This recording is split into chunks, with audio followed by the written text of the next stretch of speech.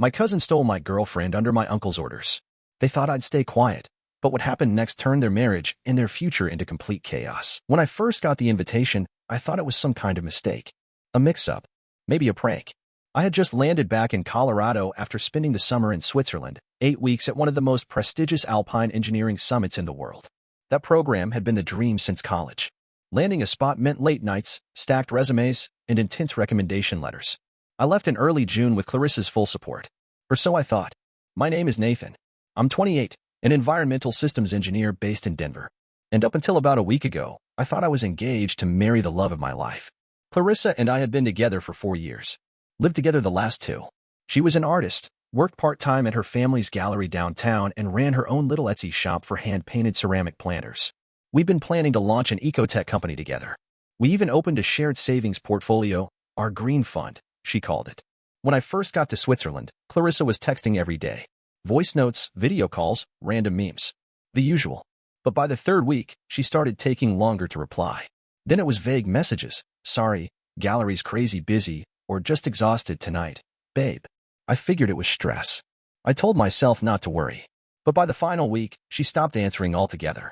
I sent messages, called, even left a voicemail that probably sounded more pathetic than I'd care to admit. I assumed maybe she needed space. I told myself we'd talk when I got back, clear the air, reset. I got home on a Tuesday evening. I remember walking into our apartment expecting to smell the lavender candle she always lit or see one of her chaotic art projects taking over the kitchen. Instead, I found silence. Empty walls. Her stuff, her shoes, her plants, her easel, all gone. No note. No texts. Just silence. And then, Thursday morning, Uncle Victor showed up at my door. Victor is my mother's brother, 52. And if I had to describe him in one word, it would be overbearing. 2 words? Manipulative as hell. He ran a string of real estate offices up near Boulder and always acted like everyone else was living in his shadow. He handed me a thick envelope with a smug look, like he was delivering a surprise party invitation. Thought I should bring this by myself, he said, like this was some kind of honor. Inside was an elegant cream invitation, embossed in silver. You were cordially invited to the union of Elena Renee Belmont and Clarissa Ray Simmons. I didn't process it at first. I kept rereading the names. Elena. Clarissa. A wedding. Next month. At the Belmont estate. Elena. My younger cousin. Victor's favorite daughter. Victor watched my face like he was studying a science experiment. Love surprises us all, he said lightly, like this was some rom-com twist. Elena's always had such charisma, hasn't she? I didn't answer. I couldn't. Clarissa hadn't just ghosted me. She was marrying my cousin. My uncle knew. They all knew. And no one, not one person in that family, had told me. The envelope sat on my coffee table for hours before I touched it again. I kept expecting it to disappear, like I'd hallucinated the whole thing. But every time I looked, it was still there. The silver lettering. The delicate cursive. Like it was mocking me. I finally flipped it open and stared at the details. The wedding was set at the Belmont estate, Victor's pride and joy. That house held every summer I spent chasing fireflies with my cousins, learning how to fish with Grandpa Joe, and later, sneaking beers from the garage fridge when we thought no one was watching. Now it was where my ex-fiancée would marry my cousin. I barely slept that night. My brain refused to shut up. I kept running through timelines, trying to pinpoint when things changed. When Clarissa drifted. When Elena got involved. But it was all blurry, like trying to piece together a dream with missing frames. The next morning, I texted my mom. Did you know? No reply. By noon, Victor was back. No text, no warning, just a knock on the door, and that same condescending smile. I thought you might have questions, he said, walking in like he owned the place. Figured I'd save you the trouble of tracking me down. I didn't ask him to sit, but he did anyway. Like always. I leaned against the counter, arms crossed. When did this happen? Victor shrugged, like he was discussing the weather. A few months back, I'd say. You know how young people are passionate, impulsive. Elena and Clarissa just connected. I stared at him. While I was in Switzerland? He gave a half smile. Well, absence does things to people. I felt my jaw clench. So she was cheating on me. And no one thought I should know? Victor leaned forward, steepling his fingers like some corporate therapist. Nathan, come on. You've always been dedicated to your work. Admirable, really. But not everyone wants to be married to ambition. I flinched. You're saying I deserve this? I'm saying, he said slowly, that Elena is magnetic. Clarissa needed something more emotionally present. Maybe this is a wake-up call. I laughed. Sharp. Bitter. You mean a wake-up call like watching my own family plan a wedding behind my back? He didn't blink. It wasn't our place to get involved. We wanted to spare you the drama. I stared at him, disgust growing by the second. So instead, you let me walk around like a clueless idiot. Victor stood up, smoothing his jacket. I'm not here to fight. I just thought you should hear it from someone in the family. We didn't mean for you to feel excluded. Didn't mean to? I repeated, stepping toward him. You all deliberately left me out. You lied. You smiled in my face while setting up a wedding with the woman I was supposed to marry. He didn't argue. Just gave a tight-lipped nod, like a CEO finishing a disappointing performance review. Anyway, he said, heading for the door, if you decide to come, we'll make sure you have a seat. It's still family. He left without looking back, and I stood in the middle of my apartment, surrounded by the silence of betrayal, realizing the worst part wasn't losing Clarissa. It was realizing my entire family had been in on it. After Victor left, I didn't move for a long time. I just sat there, staring at the spot where he'd been. The worst part wasn't the smugness. It wasn't even the wedding invitation. It was the way he said, "You've always been dedicated to your work," like it was a flaw. Like I drove Clarissa away by trying to build something for us. But what stuck with me the most, what finally made the static in my brain clear, was the word ours. The business. The fund. All the late nights we spent talking about our post-wedding plan to launch a sustainable housing venture. She called it the Green Empire. We each contributed to the savings portfolio, but I had put in far more. 80%, to be exact. I did the math. Clarissa had added some of her art gallery income, sure, but I covered most of it. Direct deposits, year-end bonuses, my entire Switzerland stipend. She always said it was fine because we were building something together. Because what was hers was mine. Apparently, that ended when I boarded the plane. I pulled out my laptop and opened the joint account. We hadn't touched it in over a month. Probably because she figured I wouldn't notice if she left it alone. That was her mistake. I moved every cent, every single dollar, into a new account in my name only. Then I reset every password and security question. Clarissa's access? Gone. Her email address? Removed. Biometric login? Disabled. The money wasn't stolen. It was mine. Legally and factually. I had the records to prove it. I opened a folder labeled Green Fund Documentation and started compiling evidence. Every wire transfer. Every line item in our shared budgeting spreadsheet. Then most screenshots for her boutique expenses. Payments I made for her online art courses. Even tuition for the grad program she started and dropped after one semester. I documented it all. Not out of spite. Not for revenge. For protection. Because something told me Clarissa wouldn't walk away quietly. I sat back in my chair, staring at the confirmation screen from the bank. The number glowed in front of me, years of hard work, preserved. And for the first time since getting that invitation, I felt like I could breathe. This wasn't about money anymore. It was about reclaiming something they tried to take from me without asking. My dignity. My investment. My voice. I didn't text Clarissa. I didn't send her a warning. I didn't owe her a damn thing. She made her choice when she ghosted me in Switzerland and turned my family into her personal wedding committee. Now I had made mine. And the silence that followed? It was the sound of balance being restored. A few days after I locked Clarissa out of the account, things were still quiet. No angry texts. No missed calls. Just the usual awkward small talk from my mom, pretending everything was fine. Like her niece wasn't marrying my ex-fiancé in a month. Then came the knock at the door. It was Sunday evening, and I was at my mom's place for one of her low-key dinners, which she insisted weren't about family politics. Just a few people. Just food. I didn't want to go, but guilt got the better of me. Halfway through the meal, the doorbell rang. My mom stood to answer it, wiping her hands on a dish towel. I could tell she wasn't expecting anyone by the way her brows pinched. A moment later, she returned with a forced smile on her face. "Harold's here," she said softly. Harold, as in Clarissa's dad. And trailing behind him, Clarissa herself. I froze, fork in midair. She hadn't changed much. Same posture. Same carefully curated outfit. But she looked thinner, more drawn.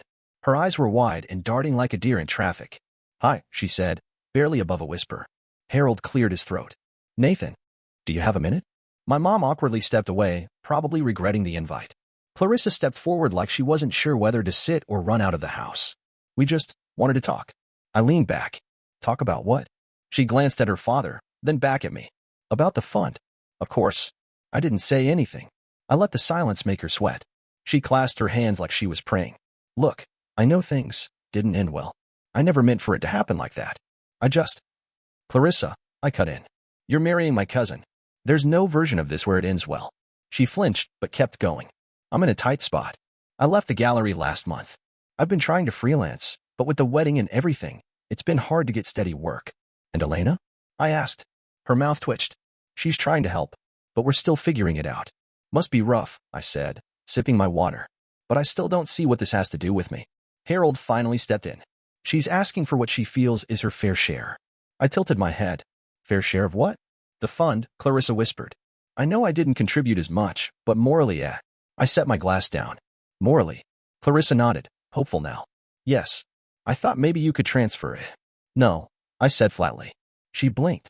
What? I stood. You want to talk about morals? Let's talk about the months I paid your rent while you figured out your art career. The weekend retreats. The boutique startup I funded that never even launched. You know how much of that was your money? She didn't answer. 0, I said. And now you want to guilt me into giving you half? That account's mine, Clarissa. Legally and morally. She stood there, lips pressed tight, looking like she might cry. But she didn't. Just nodded stiffly and turned for the door. As she left, I didn't feel smug. Just steady. For once, I wasn't the one who left empty-handed. The next knock came 2 days later. This time, it wasn't Clarissa. It was Victor and Elena. They showed up together, uninvited and overdressed, like they were headed to a board meeting instead of trying to beg for money. Victor had that fake, toothy grin he wore when he was about to ask for something. Elena, for once, looked quiet. Not sulking, not smug, just tired. I opened the door but didn't move aside. Victor took it as an invitation anyway. Nathan, my boy, he said, stepping inside and clapping me on the back like we were old pals. We thought it was time for a proper conversation. I didn't shake Elena's hand. She didn't offer it. They made their way into my living room without asking. Typical. Victor settled into the armchair like a king on a throne. Listen, he began, lacing his fingers together. What happened between you and Clarissa, it was unfortunate. Emotional decisions. Misunderstandings. But at the end of the day, we're family. I crossed my arms and stayed standing. He continued. And family helps family. There it was. I waited. We heard about the portfolio, he said carefully. The ecotech fund you and Clarissa were working on. Impressive. Very forward-thinking. I raised an eyebrow. Did you come here to compliment me, or try to get a piece of it? Victor gave a little laugh, like I'd told a clever joke. You're sharp, Nathan. Always have been. Look, Elena and Clarissa, they're starting something too. A sustainability venture. Women-led, socially conscious. It's all the rage with investors right now. I said nothing. We thought, he continued, you could contribute. Not everything, of course. Just a gesture. Something to show unity. Support. Family backing family. I looked at Elena for the first time. Her arms were folded tight against her stomach. She wasn't making eye contact. Are you even working?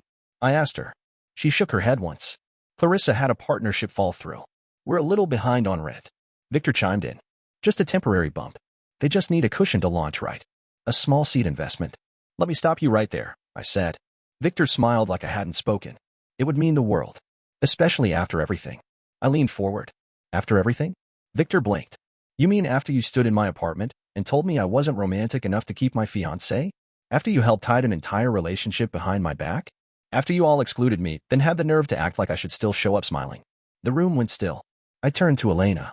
Tell me something. Did you ever feel bad? She looked down at the floor. I thought she was just confused at first. Then it got serious. And I didn't want to lose her. Victor jumped in. Love's messy, Nathan.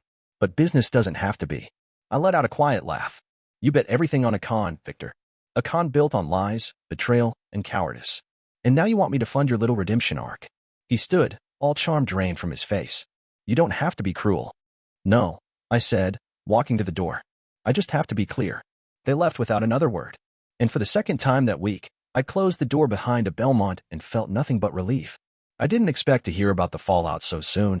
It came from my Aunt Marianne, Victor's older sister, and the only one in the family who ever seemed genuinely disappointed in him. She called me the following weekend, said she wanted to talk, off the record, which was her way of making sure no one would know we spoke. He tried the same thing with your grandparents, she said, straight to the point. I rubbed my eyes. What now? After you turned him down, Victor brought Elena over to the estate. Said they needed a temporary loan to get on their feet. That it was for a family business. I could already picture it, Victor in that tired blue blazer, acting like a gentleman investor, Elena sitting demurely next to him like she wasn't part of the mess he created.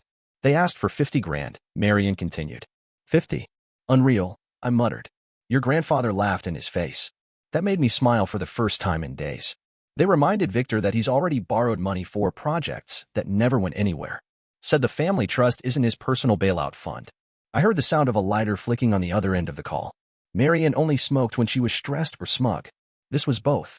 Then they told him to pack up his office. And Elena's room. They're out. I sat back. They kicked him out of the estate? Yep. Elena too. Apparently Clarissa wasn't even with him. She's been staying somewhere else. The house Victor had spent his whole life bragging about gone. The legacy he swore he was building for Elena? Dismantled. They were moving into a 2-bedroom rental on the edge of town. No staff. No drivers. No antique wine collection. It wasn't even in his name. Marianne added, the rumor mill's already spinning. Cousin Dale says people at the club are asking why Victor's address changed. Grandpa's not hiding it. He said, and I quote, a man who builds his life on someone else's spine shouldn't be surprised when it breaks. I nearly dropped the phone laughing. And then came the messages.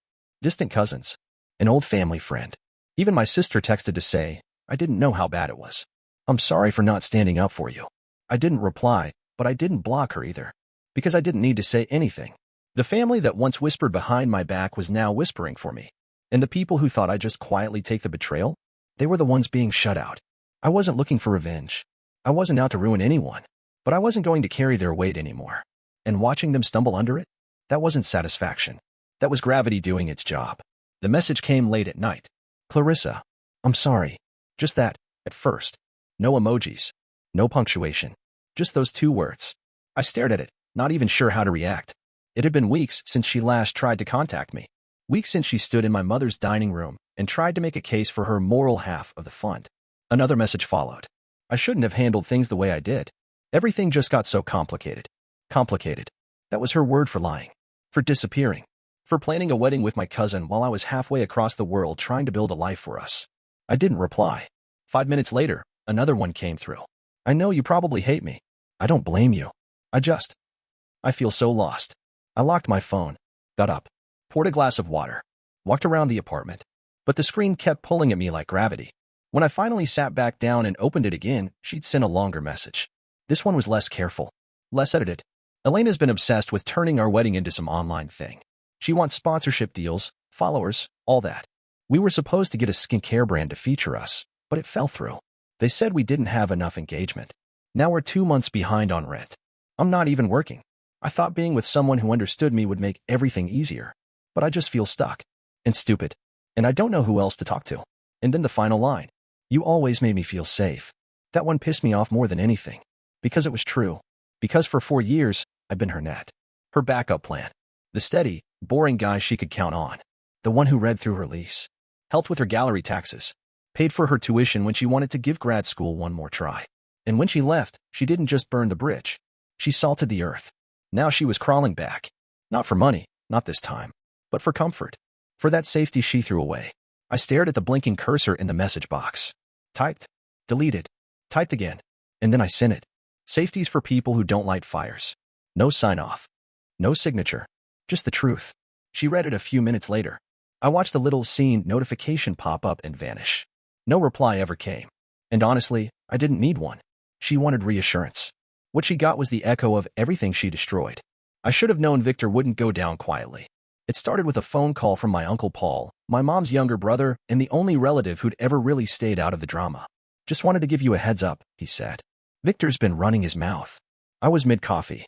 About what? He's telling people you stole Clarissa's money. Says she invested everything into that green fund, and you wiped it clean. I nearly spit out my drink. You're kidding. I wish I was, Paul sighed. He's framing it like you locked her out of a shared business account, took her startup money, and ghosted her. I let out a low laugh. That's rich. Coming from the guy whose daughter stole my fiancée. Listen, he said, lowering his voice, you should know it's picking up traction. Second cousins, some folks from church, even your Aunt Renee is repeating it like it's gospel. And just like that, I went from the betrayed to the accused. I didn't wait. I knew Victor. He operated on whispers, not facts. His power came from suggestion. From manipulating people too polite to push back. So I decided to burn that silence to the ground. The next weekend, the family held its annual charity gala, an overproduced event at a rented hotel ballroom where everyone dressed like minor royalty and tried to outdo each other's philanthropy. I showed up in a tailored suit, zero smile. This wasn't a social call. I didn't need to hunt for Victor. He was standing near the bar, drink in hand, entertaining a small group like he always did. I caught the tail end of his story. She thought she could trust him. Imagine realizing your own fiancé emptied your startup account and disappeared. Hey, Victor, I said loudly. He turned. That fake, polished grin froze when he saw me walking straight toward him. Let's clarify a few things, shall we? I said, voice calm but sharp. People turned to look. Conversations paused. The room quieted just enough. I pulled out my phone and opened the spreadsheet I'd prepared. Let's start with the numbers. Clarissa contributed exactly 20% of the portfolio. I contributed 80. Want to see the deposit dates? I've got screenshots, wire confirmations, tax statements. I looked around. Anyone else here that I stole from her? Because I'd love to clarify. Victor's mouth opened, but I wasn't done. Here's tuition receipts for her grad program. Flights I paid for. Boutique supplies. All out of pocket. Over 3 years. I even covered her rent twice last year while she was between projects. You want to talk about who took advantage of who? Victor tried to step in. Nathan, let's not. No, I said, loud enough to hush him. Let's. You've been slandering me behind my back. So here I am. Tell the room I'm lying. Hell, sue me if you think I'm a thief. The silence was delicious. Victor's lips twitched, searching for a comeback. None came. I scanned the faces around us. That's what I thought. I pocketed my phone and walked away. Let them talk now. This time, I'd given them something real to whisper about. The text came from Victor himself. Lunch? Just us. I'd like to clear the air. I almost didn't answer. After everything, I owed him nothing. But something about the phrasing clear the air made me curious. He wasn't calling to apologize. He was calling to try and regain control. I agreed. 1 hour. Neutral ground. I picked a quiet cafe downtown, not far from where I worked. No family. No Elena. No Clarissa. Just Victor, the man who had orchestrated most of this chaos. He was already there when I arrived, wearing a navy blazer and sipping espresso like he hadn't just spent the last 2 months trying to ruin my reputation. When I sat down, he smiled like we were old colleagues catching up. Thanks for coming, he said smoothly. I didn't bother with small talk. Say what you need to say. He folded his hands. Nathan, we've had our differences. Emotions ran high. Words were exchanged. I raised an eyebrow. You mean lies? He exhaled like he was trying to appear reasonable. My job has always been to protect my daughter. Elena needed support. Clarissa too. You may not agree with how it all unfolded, but surely you can understand the importance of keeping family united. I couldn't believe what I was hearing. United? You helped them steal someone else's relationship. Then you smeared my name when I wouldn't bankroll the fallout. Victor leaned forward, his voice lowering. This tension, it's hurting the family. You've turned people against us. The grandparents, cousins, even Marianne. You've made me look like a villain. I didn't make you look like anything, I said. You did that all by yourself. His jaw tightened, just for a second. I'm asking, he said, more carefully now, that we put this behind us. Let the family move on. No more division. No more guilt-tripping your cousins or questioning loyalties. I took a sip of my coffee and set the cup down slowly. Let me explain something, I said. You're not asking for peace. You're asking me to stop holding you accountable. Victor straightened in his seat, as if offended by the implication. Family means something, Nathan. Yeah, I said, standing up. It does. Or at least, it used to. I looked him in the eye, really looked, and I saw the truth. Not regret. Not shame. Just fear. Fear that the man he thought he could manipulate had stopped playing along. I was loyal for years, Victor, I said quietly. But loyalty ends where betrayal begins. He didn't say a word as I turned and walked out of the cafe, leaving him with nothing but his cooling espresso and the echo of his own failures. The clean break was done, and I didn't look back. It's been a few months since that final meeting with Victor. I wish I could say the dust settled overnight, but healing from betrayal doesn't come with a clean calendar. Some days I still think about it. How quickly things unraveled. How people I trusted traded me away like I was a backup plan with a bank account. But now I'm good. Better than good, actually. I'm dating someone new. Her name's Audrey. We met at a sustainability networking event, of all places. She's smart, grounded, doesn't flinch when I talk about work or long hours. More importantly, she never once made me feel like I had to shrink myself to fit in. We take long walks on weekends. Cook together. Talk about real things. It's easy. Honest. Work's been thriving, too. I used part of the green fund. Not all, just enough, to get an eco-housing prototype off the ground.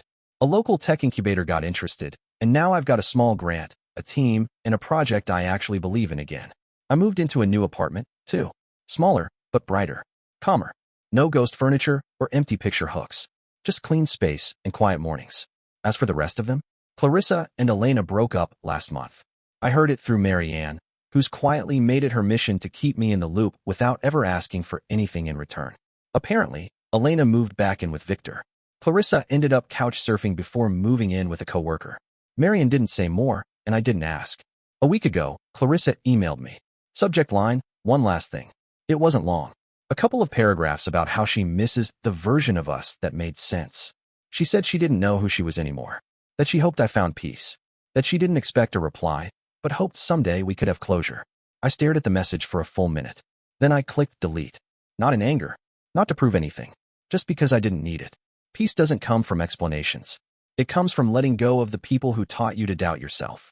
I closed the laptop and looked around my place. Sunlight coming through the windows, a half-built model on the table, Audrey's sweater tossed over the back of a chair. My phone buzzed. A message from her. Dinner tonight? I miss your face. I smiled. The past doesn't haunt me anymore. It doesn't own me. I don't owe anyone an apology for walking away. Not Victor. Not Clarissa. Not anyone who stood by and watched while they dismantled something I built. They made their choices. And I finally made mine. Not to forgive. Not to forget. But to live. Fully. And finally, on my terms.